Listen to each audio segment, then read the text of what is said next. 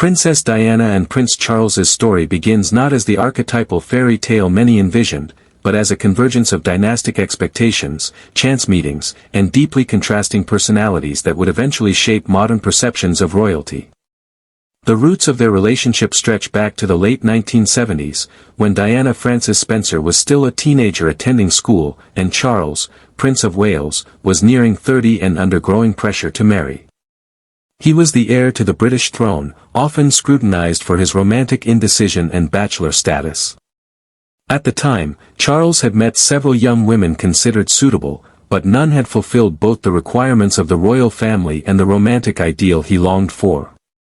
Diana's first significant contact with Charles came not in romantic circumstances but as a casual meeting. She was 16 years old when they met at Althorpe, her family estate.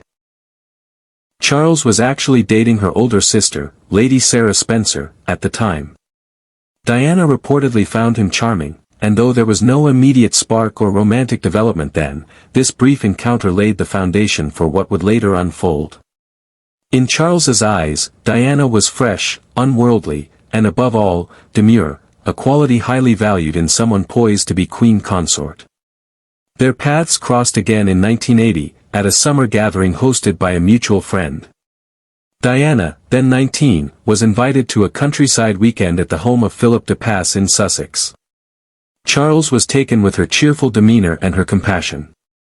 She showed concern for him following the death of his beloved uncle, Lord Mountbatten, who had been assassinated by the IRA in 1979.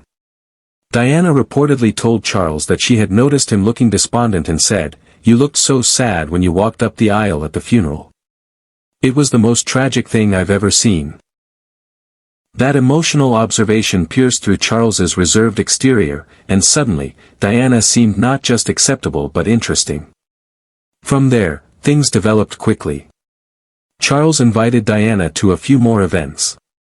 They went sailing